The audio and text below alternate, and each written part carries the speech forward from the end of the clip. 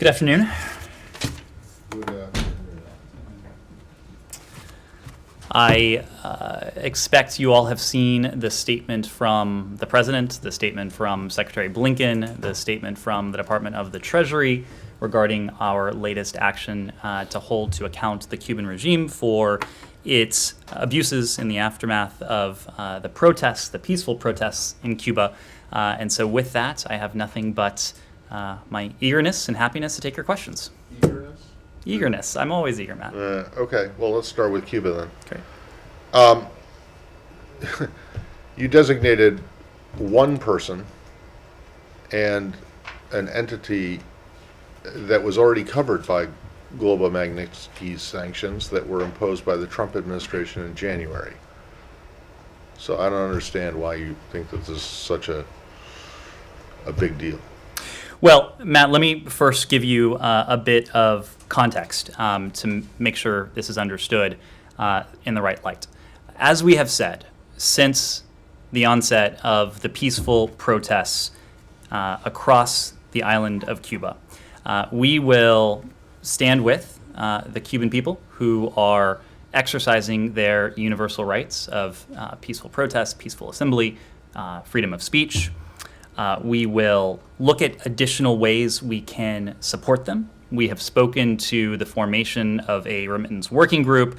We have spoken about the ways in which we are seeking to expand internet access so that the Cuban people can practice that freedom of expression and have the free flow of information to which they are entitled. We have spoken to our review of how we might augment our staffing at our embassy in Havana.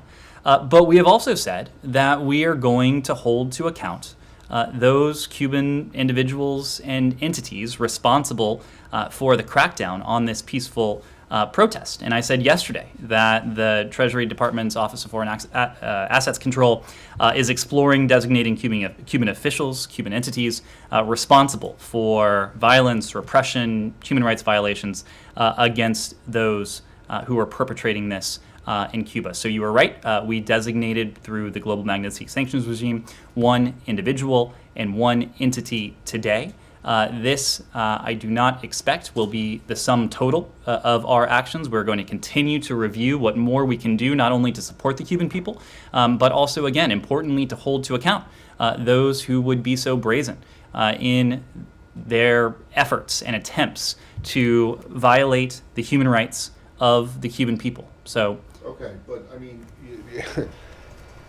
the Special Brigade of the Interior Ministry was already covered by global Magnitsky sanctions. So you've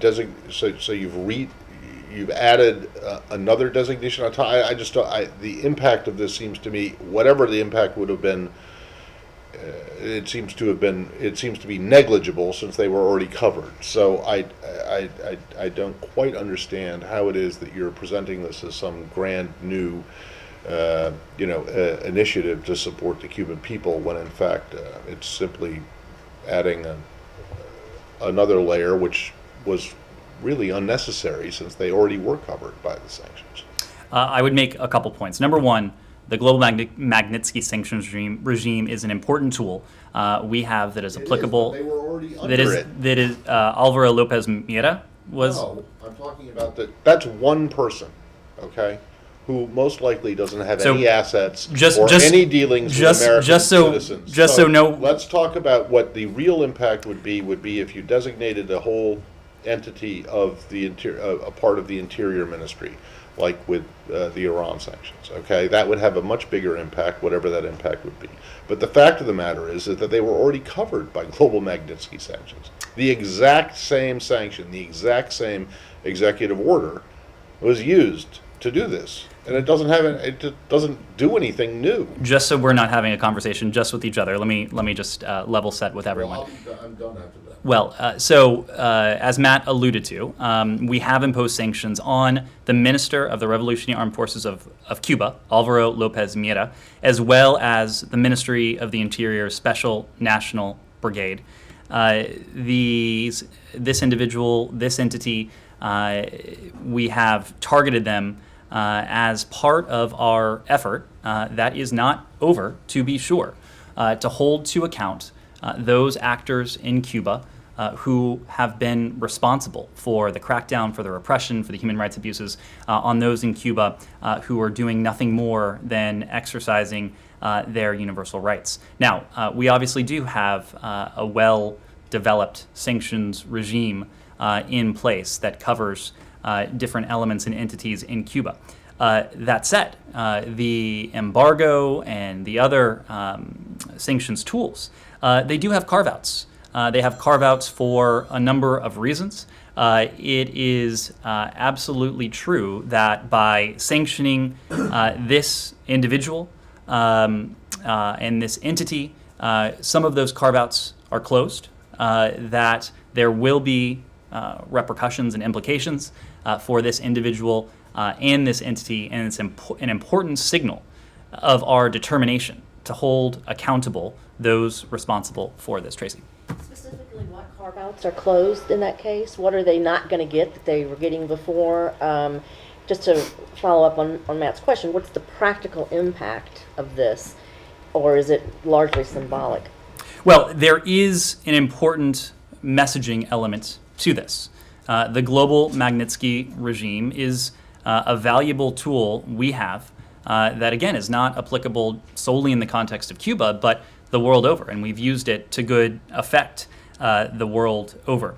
Now, with the global Magnitsky regime, there are a number of implications, some of which do apply to this individual and this entity, some of which may not, given the rather unique circumstances. Like weapons, money, food, I mean... So let me give you a couple examples, and now obviously we're not able to detail specific holdings of entities or individuals, but under this regime, all property and interests in property in any of the entities that are owned directly or indirectly, or with other designated persons that are in the United States or in the possession or control of U.S. persons are blocked and must be reported to OFAC unless authorized otherwise. In addition, these persons and all property and interests in property of these persons are blocked pursuant to the Cuban Assets Control Regulations.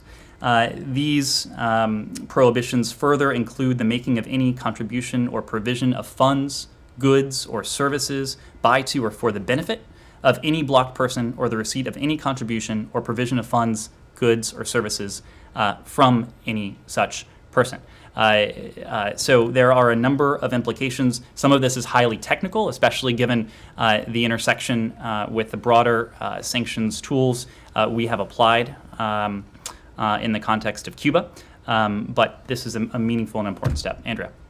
I want to also ask you about remittances, because the president has said that he's looking for ways to get remittances directly to the people, not to the regime, as well as looking at the internet being restored, if there was some technical way that could be done. On remittances, I interviewed Marco Rubio today, and he said it's just not possible because unless the regime changes its policy of requiring that all remittances be deposited in government banks, be converted into pesos, which are useless in terms of any value, even on the island, compared to dollars. So he said there's no point in trying to do that unless the regime changes its policy.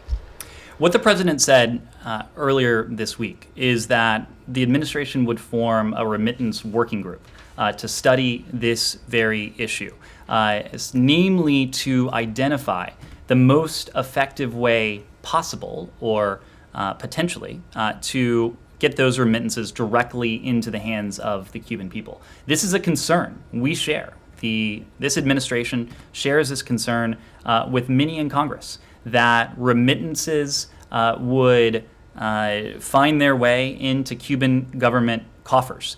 This is precisely why we are looking closely at the issue to determine tools, tactics, procedures that might be possible to allow us to push forward with our goals, and that is, in the first instance, supporting the Cuban people providing them with the much needed humanitarian relief that so clearly they are calling for and desperate for, without buttressing the regime. So this working group was just announced earlier this week. Don't have any more updates to share at this time, but this concern about funds potentially going into Cuban government coffers, but also this ultimate objective, supporting the Cuban people, supporting their needs, supporting their aspirations. It's also something we share with members of Congress, and so we'll continue to work closely with them. And has anything been advanced on the internet? Well, this is also something that the president spoke to for the first time, at least in detail, this week. And what we said is that we will work closely with two entities, really, the private sector, as well as with Congress, to identify viable options to make the internet more accessible to the Cuban people. This is a goal that's important in its own right. Freedom of expression, the ability of people anywhere and everywhere to freely communicate is something the United States always stands for, always supports, but it's especially important now because the Cuban regime we have seen in recent days has enacted these blackouts, these internet shutdowns, precisely in an effort to stifle the protest, to silence the Cuban people, and of course this does nothing to satisfy the legitimate aspirations of the Cuban people. This is a sign of a government that in some ways is scared of its own people. And so it's especially important to us, given the actions that the Cuban regime has undertaken in recent days, to explore again with Congress and the private sector ways we can support the ability of the Cuban people to do what people the world over are entitled to do, exercise their freedom of expression, to share ideas without these sort of technical impediments. Yes? On the remittances, are you saying we will find a way to allow remittances and to get this money in the Cuban hands? Or are you still saying that there is a chance that this won't work and there is no way to make that the money doesn't go in the regime coffers?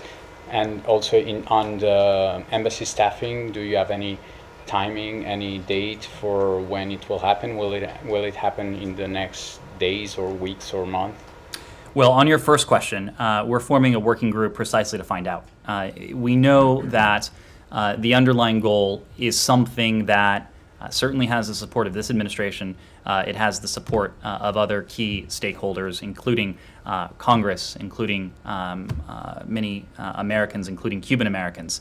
And that is the objective of supporting the Cuban people, supporting their needs, also helping them to achieve their broader aspirations.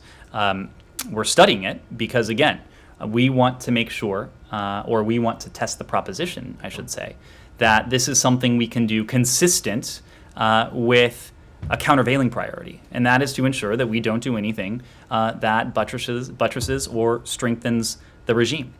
So we're taking a close look at the issue. Again, the working group was just announced this week, so as we have more details to share, we will. Similarly, with our staffing plan for the embassy, that plan was just announced this week. We're taking a close look at a couple things, what our needs are and what we could do with additional resources and additional people from our embassy in Havana, but also taking a close look at a number of factors, including the safety and security of people who may be going to Havana, some people who may be returning to Havana. That's obviously a top priority for us around the world. It's, as we talked about in this room the other day, certainly something we're taking a close look at in the context of Cuba, given one of the reasons for our drawdown in the first place. So as soon as we have weeks or months? I wouldn't want to put a time frame on it. Obviously, our ability to engage directly with the Cuban people,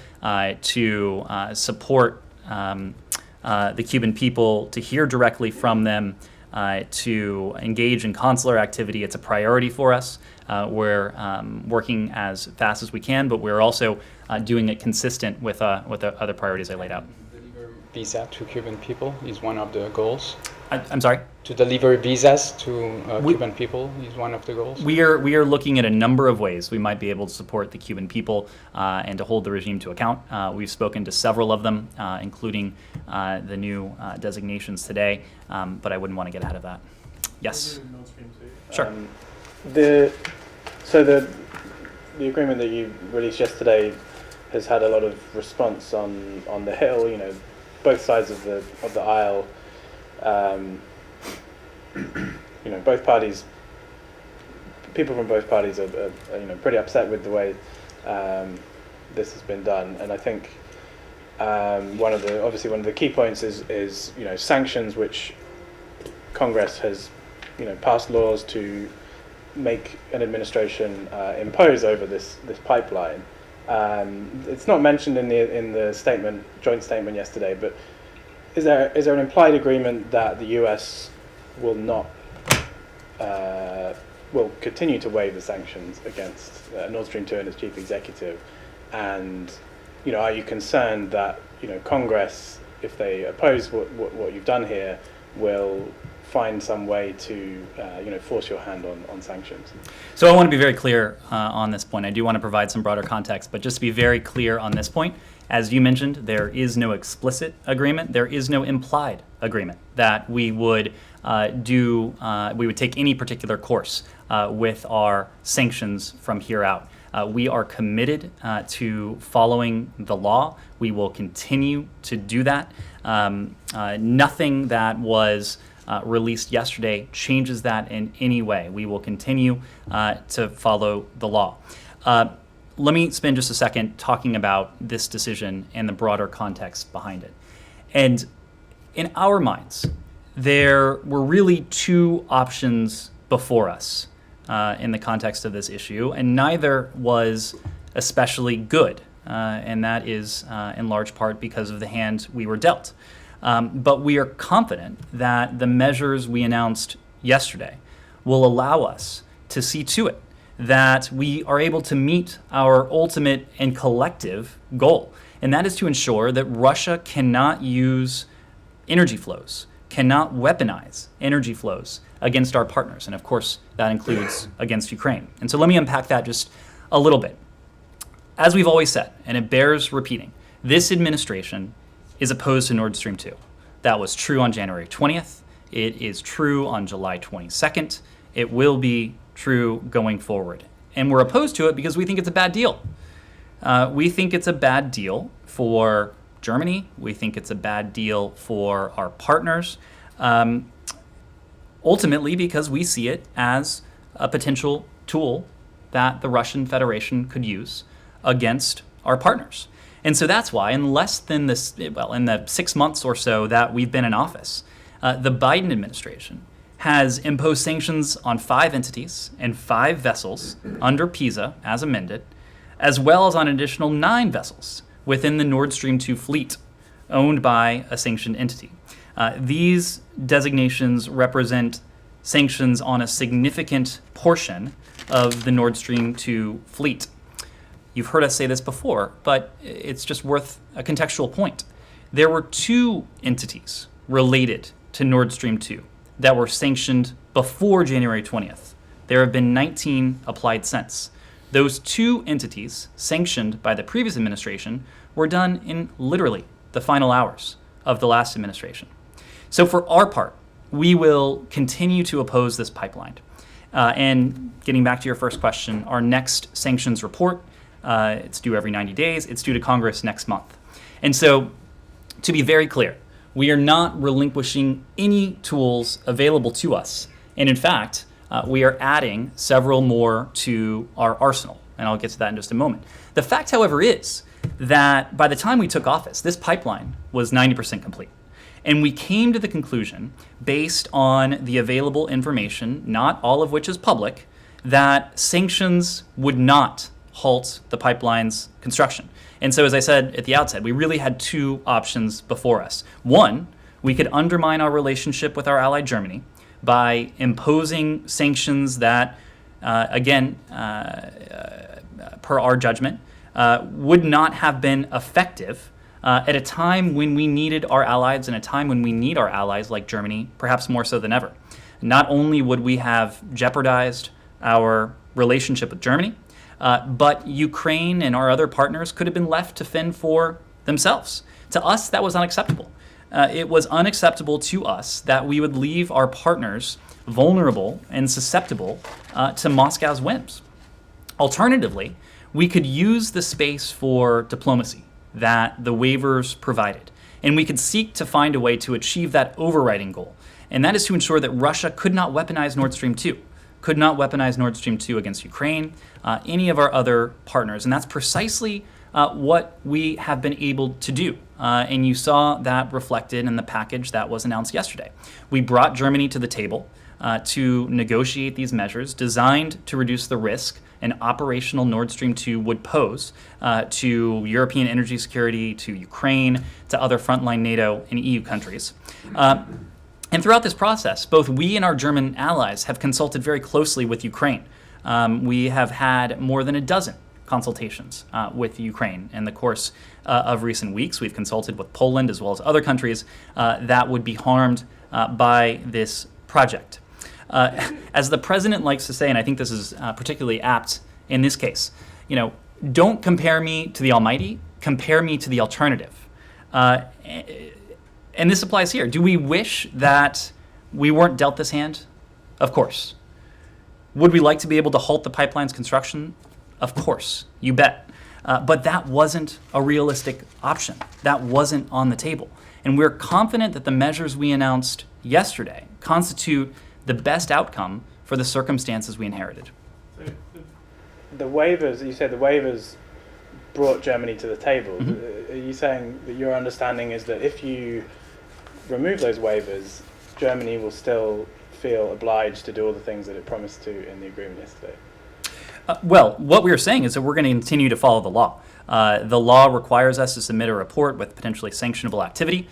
We are going to do that. The law also does have this waiver provision, but the ability to use that is predicated on the national interest. And so we are going to follow that to the T as we have, and we are going to not waver from that whatsoever.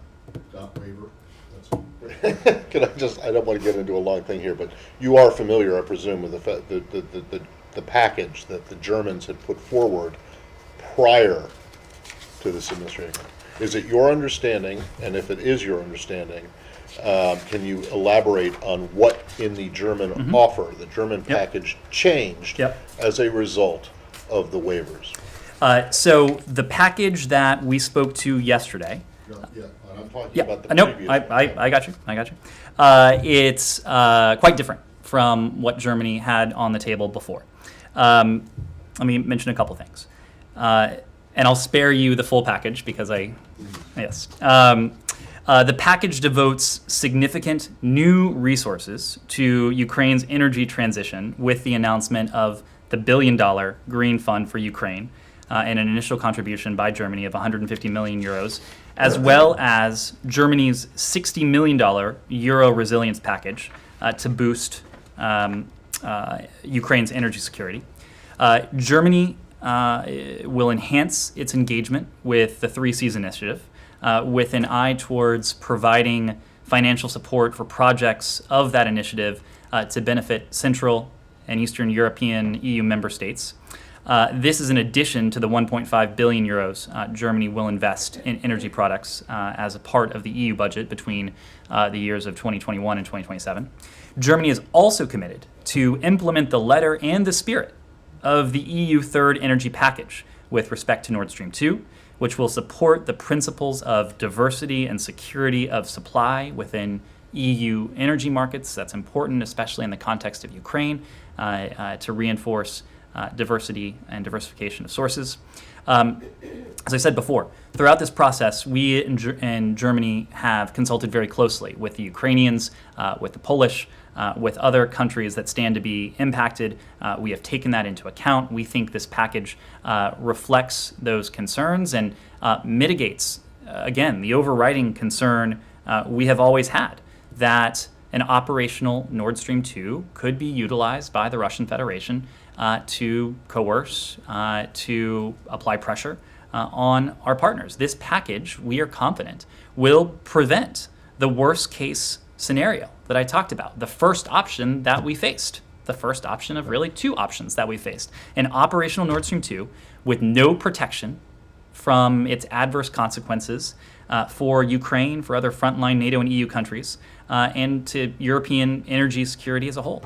So your position, your argument is that without the waivers, you may not have gotten all of what you got. Without the waivers, we would have been confronted not with option 2, but with option 1, which was a ruptured relationship with Germany, potentially little or nothing to protect our partners, including Ukraine and Poland and other frontline NATO and EU states against this. And worst case scenario on all fronts, yes. Okay, well, but you will have seen the joint statement from the Polish and Ukrainian foreign ministers yesterday after this came out, and they're not exactly welcoming it. Again, for us, this goes back to a couple things. Well, so they don't think that this helps them. They don't think that this is, necessarily in their interests. I mean, I'm sure they don't mind the money, although it's an open question as to whether Poland really wants Germany in the Three Seas Initiative. I'm sure you're aware of that bit. But what do you say to them now? Well, And in the consultation that you say, is it not true that Derek was sent over there on Monday, Tuesday, and yesterday to brief them on a done deal? You Nope, say the pipeline was a that fait is not accompli, true. but That- so was this agreement. that- At least that's what they think. Remember, the Polish foreign minister, as we were headed to the G7 and the EU summit, gave an interview where he said that they hadn't been consulted at all. Well, when it comes to the Ukrainians, we have had more than a dozen consultations with them. I can tell you that they were familiar with the contents of this package. They helped inform the contents of this package well before Monday. Those engagements have been frequent, and they have been over the course of many weeks. And so yes, Councillor Chalet has been in Kyiv. He is in Poland now. The broader point is that our consultations with Ukraine, our consultations with Poland, they don't stop today. They will continue. And the counselor is there to reiterate that message, and we'll continue that at multiple levels going forward. Yes, please. Iraq, sure. U.S. officials and Iraqi officials have said today in a news report that they are planning to issue a statement tomorrow that calls for U.S. combat troops to leave Iraq by the end of the year. Can you confirm that? Well, as you alluded to, there is a strategic dialogue tomorrow that the Secretary will take part in. Of course, the White House is looking forward to welcoming Prime Minister Khatami on Monday. When it comes to the U.S. military presence in Iraq, this is all under the rubric of our joint and collective efforts to ensure the enduring defeat of ISIS. We are in Iraq at the invitation of the government of Iraq, precisely to enable the Iraqi security forces as they lead the fight against ISIS. So I would imagine, without getting ahead of tomorrow's dialogue, without getting ahead of the Prime Minister's visit, that our collective and joint efforts to ensure the lasting defeat of ISIS will be on the agenda. It will be discussed. I would imagine various tools and tactics used in that effort will be on the agenda and will be discussed. But again, I wouldn't want to get ahead of that. And I think the broader point is that Iraq is a partner. Our service members are in Iraq at the invitation of the Iraqi government, and we work with them together as a partner against this shared challenge. China and North Korea. Sure. Thank you, Nate. Nice to meet you. Yes, good to see you in yeah, person. Yeah. I'm Jenny Bag with the USA Journal Korea. And recently you said that at the briefing, China has influence in North Korea. As you know, China is strategically with North Korea.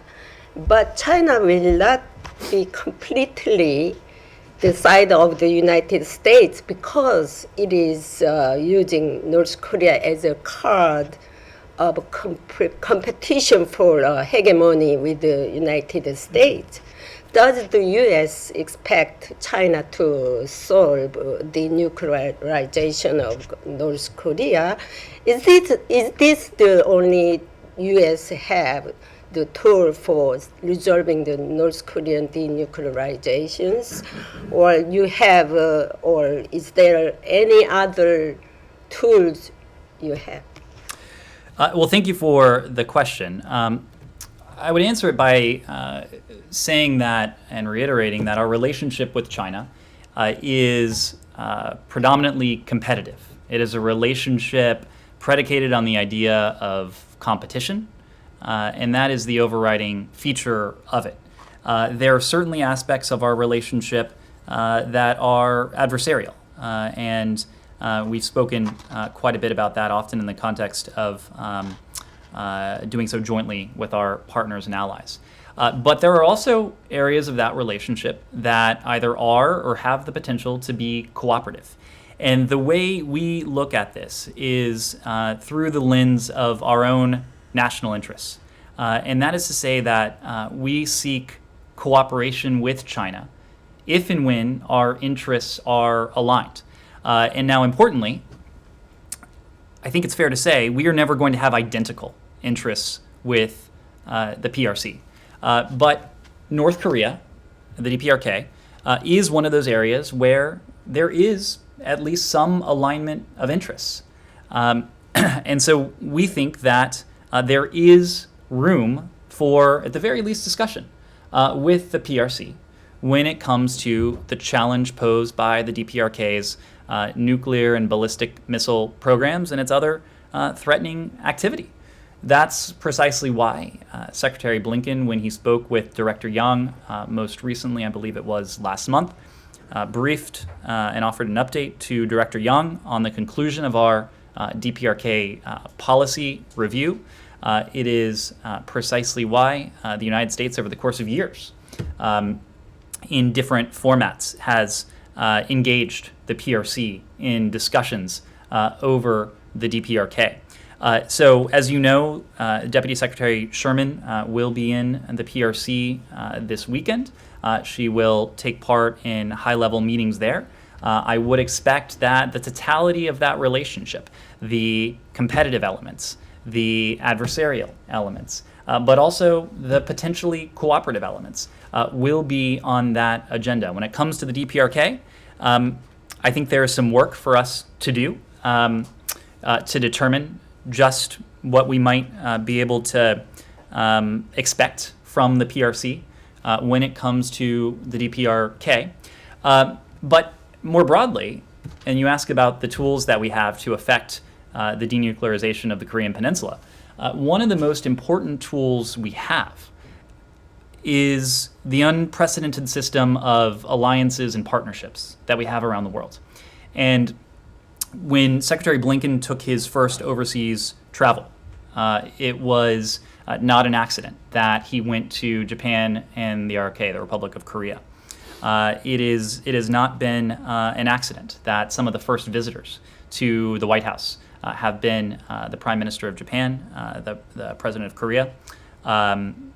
We have invested heavily, and we will continue to invest heavily in these alliances, in these partnerships, including and especially in the Indo-Pacific, knowing that we have any number of shared values and we have any number of shared interests. And the denuclearization of the Korean Peninsula, a diminution of the threat posed by the DPRK and its nuclear, its ballistic missile programs, that is a shared interest across the region, and it's something we'll continue to pursue.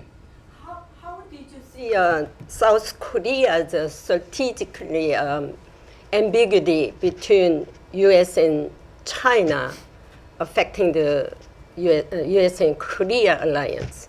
Well, South Korea, to us, is an ally. We have, again, a number of shared interests and a number of shared values. A DPRK that poses a threat to its neighbors, to our allies, that is not in the interest of the ROK. It's not in the interest of Japan. It's not certainly not in the interest of the United States. So we cooperate very closely with the ROK on the issue of the DPRK and the threat it poses. And speaking of the deputy, as you know, she is has been in Seoul today, and she's had a series of meetings there. She met with the president, Moon Jae-in. She met with the Minister of Foreign Affairs, Chung. She met with the Minister of Unification, Lee, as well as the Vice Minister of Unification. In all of her meetings, the deputy reaffirmed the U.S.-ROK alliance as the linchpin of peace, of security and prosperity in Northeast Asia, the Indo-Pacific region and beyond. And she also reaffirmed, importantly, our shared commitment to the complete denuclearization of the Korean Peninsula. She and President Moon discussed ongoing cooperation to combat COVID-19, to support the robust trade and investment ties we have between our two countries, as well as the important cooperation between our two countries to combat the climate crisis and to promote transparency, human rights, and the rule of law in the region and around the world. In her meeting with the foreign minister, the deputy highlighted the importance of the trilateral cooperation between the U.S., the ROK, and Japan in addressing global threats. And of course, that includes in the context of the DPRK, but it also includes the climate crisis and more broadly resisting challenges to what we all ultimately seek to protect and ensure, and that is a free and open Indo-Pacific region. Lastly, what is the current status of U.S. Vaccine support to the North Korea? Do you have anything on that? I'm sorry, our support to North Korea? Yes. As in, can you Your clarify? vaccine. Yes. Vaccines. Yes. Well, we do not currently have plans to share vaccines with the DPRK. We very much remain concerned about the human rights situation in the DPRK, about the humanitarian situation in the DPRK. And ultimately, our policy goal, a policy goal of our DPRK policy review is to not only seek to secure our interests, but also to uphold our values. And that is ultimately part and parcel of the reason why we seek to improve the humanitarian conditions for the people in North Korea. We'll continue to look at ways to do that consistent with what we're able to do and what's appropriate. North Korea accept that? I'm sorry? North Korea accept the U.S. provide the vaccine to. You would have to ask North Korea. All right. Thank you. That's an easy. Afghanistan. Yep. During the background briefing we had yesterday, the senior State Department officials said that applicants, SIV applicants, would have to make their own way to Kabul, and said in part that seemed to be because the U.S. no longer has a substantial military presence in Afghanistan. Shouldn't the evacuation flights have started earlier then in order to evacuate the most Afghans that you could? And shouldn't that commitment to their safety, to bringing them to the U.S., include a trip to Kabul? Because otherwise they may not be able to get out. Well, I would make a couple points. One, the SIV program didn't start with the announcement of the president's announcement that we would be withdrawing our military forces from Afghanistan. And in fact, since 2008, the department has issued more than 73,000 special immigrant visas to Afghan principal applicants and their eligible family members. In the last fiscal year 2020, we issued nearly 8,000 special immigrant visas to principal applicants and their derivative spouses and children. So this is a program and a form of support to the brave Afghans who have helped the U.S. government in myriad ways over the years. That has been ongoing for over a decade now. We have, as you know, recently launched Operation Allies Refuge, knowing that the danger that some of these individuals may face may grow more acute. And as the president has said, as the secretary has said, we feel a special responsibility to these individuals, given the efforts that they have made on behalf of the United States, sometimes at great personal risk, sometimes at great risk to their families as well. And so that's why we are undertaking this relocation effort, not solely just for those who have passed chief of mission stage in their security vetting, and the individuals that have passed their security vetting will undergo the last stage of the process at Fort Lee in Virginia, as we've spoken to, but also for those who have passed the chief of mission stage but haven't yet completed that security vetting procedure. They will be taken to other locations outside of the United States where they will be able to undergo those steps in the process. So we are making good on that special responsibility, on that commitment. We will continue to do that going forward. You're not making good on that special responsibility if some of these people can't get those evacuation flights because they can't get to Kabul.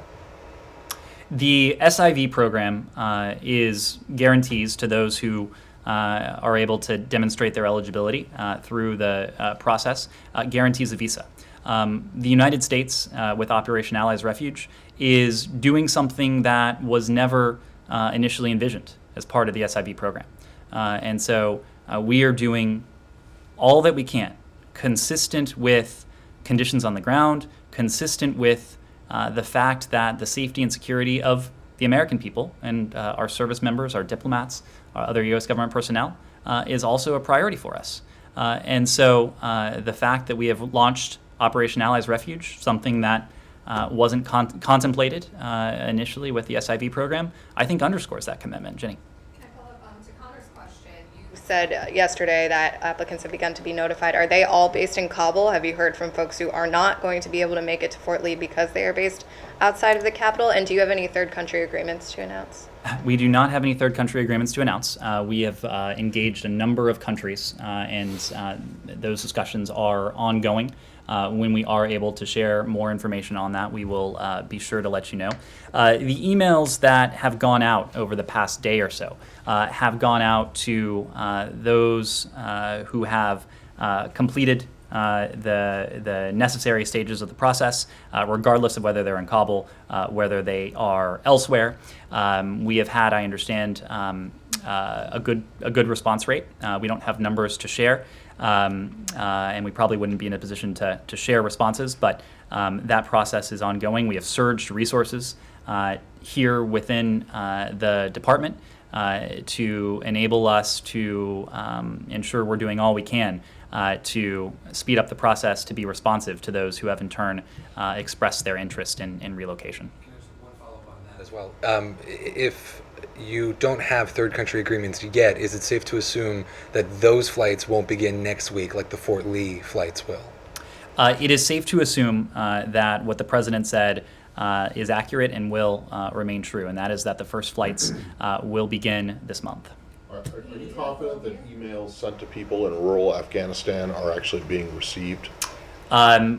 We have metrics, including response rate. I don't know what the internet, situation is in rural Afghanistan, but it seems to me that sending emails to them might not be the best way. We are making every effort we can to get in contact with these people. Sure. Well, a related subject to is there a possibility of expanding the SIV program beyond those who have worked with the U.S. military to women leaders and others who are especially vulnerable to being targeted for some sort of a larger mass So the SIV program, as you alluded to, is statutorily defined. It is intended for those who have helped us in very specific roles, who've helped the U.S. government in specific roles over the past couple decades. We do recognize, however, that there are any number of other Afghans who have helped the U.S. government, who have helped the American people in any number of ways over the past 20 years. We are, going to continue our partnership with the Afghan people going forward. We intend to retain that diplomatic presence, to retain that support on the ground for the Afghan people. But as I said before, we are looking at all contingencies. We are making prudent plans across a number of fronts. If we have anything more to say on that, we will. In particular, the American University there, which we were instrumental in helping when fostering the co-ed university, is apparently closing this week. I haven't, that's what we are hearing here. I don't know if you've heard that. I would have to refer you to the university. Any effort to help people from their leadership from that school and other schools get out if they want to? We know that there are myriad Afghans who over the years have provided tremendous service to the United States government, to the American people in different ways. We are engaged in a broad range of contingency planning and prudent planning in an effort to do what we can to seek to protect their safety and security. Regarding Colombia and Haiti, Sure, Colombia and Haiti. is there any information about has the FBI delivered any report on their investigation about President Moïse's assassination? And is there anything related to the former Colombian militaries, or are some of them involved in the plan and some of them are not? And we're hearing that they are torturing some of Colombian citizens inside of prison.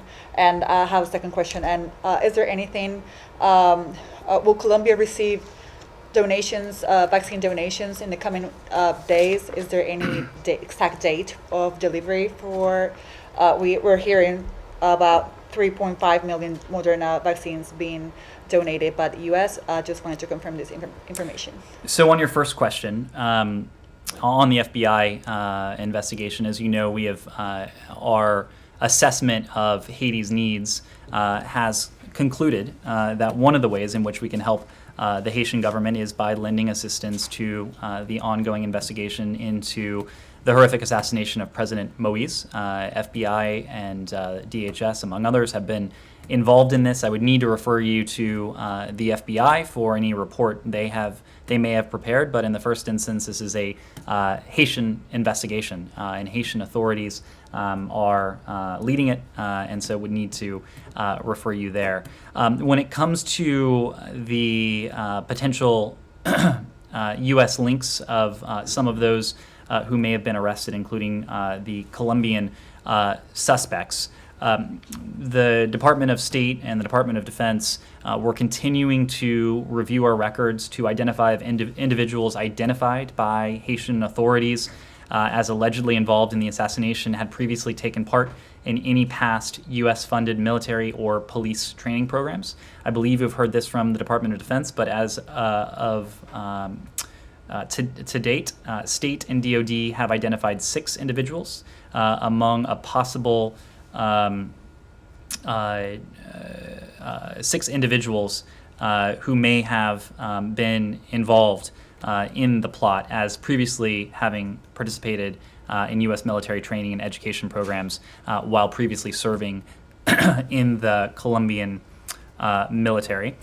When it comes to vaccine deliveries, as you know, the United States is in the process of allocating the 80 million doses of our domestic supply that President Biden pledged to share with the world. We are also purchasing 500 million doses of the Pfizer vaccine and donating them to 92 low and middle income countries and economies in 8 countries in the African Union to jumpstart and to support the massive global vaccination effort that is ongoing now. We have made a number of announcements of deliveries to countries in our own hemisphere. I expect we'll have more announcements to make in the coming in the days ahead. Travel ban. Choose your own adventure. We'll go to the back. Yeah. Until when will the US be waiting for Iran to come back with an answer regarding resuming talks in Vienna? And I have another question on Lebanon, if you don't mind. Well, when it comes to the talks, The timing of the seventh round has not been announced, as you know. We've demonstrated time and again that we are ready, willing, and able to move forward with a potential return to joint compliance with the JCPOA. We continue to believe that diplomacy is the most effective tool we have at our disposal, together with our P5+1 partners, to see to it that we can once again ensure that Iran is permanently and verifiably barred from obtaining a nuclear weapon. We know that Iran is in the midst of a transition. They clearly have some decisions within their own system that they need to make. We're not going to speculate on how that's going, what the implications might be. As we've said, there is plenty of work the U.S. delegation is able to do from Washington at the moment, and Special Envoy Malley and his team are fully engaged back with relevant individuals and offices here at the department as we await additional details on a potential. Is there any deadline for waiting? Well, we've said before that we believe that diplomacy continues to constitute the most effective tool to see to it that Iran is once again permanently and verifiably barred from obtaining a nuclear weapon. But this process is cannot be indefinite. The delay and a drawn-out process will have a bearing in our calculus on the advantage of a potential mutual return to the JCPOA. We're not going to put a time frame on it, but it's something we're taking a close look at. Yes. On Lebanon, Let's move around just a little bit to make sure we On Russia, Paul Whelan yes. They said they haven't heard from him in 3 weeks and they believe him to be in solitary confinement. Trevor Reed's family said last week he was being transferred. Do you have updates on either of these cases? I don't have an update to share with you. Of course, we continue to be concerned over their plight. We know that both men traveled to Russia as tourists. They were arrested and they were then convicted without credible evidence. We will continue to speak out on behalf of their cases. We will continue to do all we can, both publicly and behind the scenes, to affect their safe return to their families in the United States. We do so, and we will do that knowing that they have been deprived of their freedom for far too long. Yes? The pandemic. China today rejected the World Health Organization's calls for, or proposed plan for a phase 2 of the study into COVID's origins. The White House said that it was deeply disappointed, but I'm wondering if you have any plans to sort of rally countries to pressure China to allow access to more data to continue the investigation. Yes, and we have been doing that. Let me say, and I'll reiterate what the White House said. We have always supported the WHO plan for a phase 2 study, which commits to ensuring these studies are scientific, are transparent, are expert-led, and free from interference. We've seen the PRC's comments today. As you heard from my colleague at the White House, we are deeply disappointed. Not only are we disappointed, we know that the PRC's position, it's irresponsible, and ultimately it's dangerous. And it is dangerous because this is about one thing at bottom, and that is to understand how we can prevent the next pandemic. This, for us, is about saving lives, and it is not a time for any responsible country to be stonewalling the international community. We owe it to the American people. People around the world are owed answers when it comes to the origins of this virus. There are certain aspects that are irrefutable. The early days of the pandemic were irrefutably in the PRC, and yet the PRC today continues to obfuscate and to run from these scientific requests. To your question, Connor, we do believe in a multilateral approach to global health security. which is why on day one we rejoined the WHO. Unfortunately, the phase 1 study did not yield the data and access from the PRC that we think is necessary to understand the COVID origins. That is not just our opinion. You, in fact, heard that from the WHO Secretary General. But in terms of multilateralism, it is not just us calling for this phase 2 study. As part of our engagement with allies and partners around the world, we've been joined by broad swaths of the international community. You may recall in Cornwall last month, the G7 leaders put forward a call for a transparent, evidence-based investigation, including in China. You may also recall that after the phase 1 study was published, the United States was joined by a number of allies and partners around the world in a joint statement calling for transparent and independent analysis, expressing our concerns over the lack of access and urging momentum for phase 2. That we continue to be joined by many of our allies and partners today in calling for just that. Controls this data, obviously controls the sites that scientists would like to have access to. Is there anything that you're planning to do to pressure them to allow access? Well, we are considering ways we can support and participate in this phase 2 study in collaboration with WHO member states. We'll continue to work with international partners and the WHO on their study into the origins. We'll continue to demand a full and transparent, evidence-based international study. We and the WHO have been clear that sound and technically credible theories should be thoroughly evaluated by international experts. That's in the context of the WHO phase 2 study. But as you know, this administration is moving ahead on a number of fronts to seek all the answers we can about the origins of the coronavirus. The 90-day intelligence community review is underway. Obviously can't detail that from here. But as you know, the president was,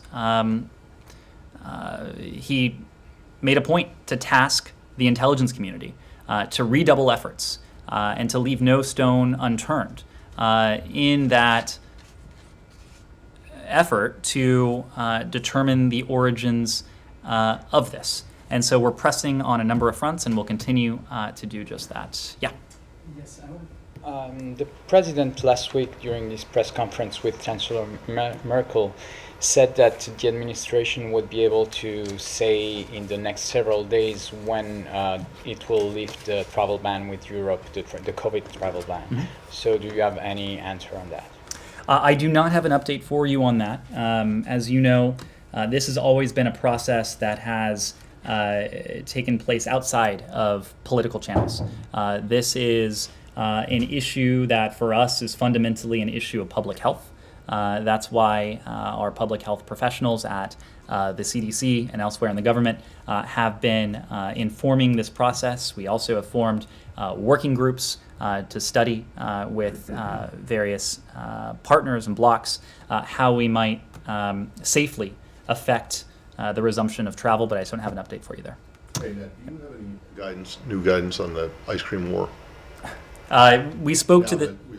Yeah, I know you did, but now that there are states that are starting to take action or beginning to take action in line with their anti-BDS laws, and I'm just I don't have anything additional to so offer. you don't believe that what the decision by Ben & Jerry's constitutes a boycott of Israel, or you do? I did not speak to the decision. I'm asking now. Do you or do you not? Again, I know that you don't support BDS, but do you believe that what they have done amounts to a boycott? I know that Ben & Jerry's has released a statement explaining their motivations and their actions, so I would refer you to their statement for further details on the actions of a private company. Surely the administration has an opinion about whether we have an opinion on BDS. For the actions of a private company, I would refer you to that company. Thank you all very much.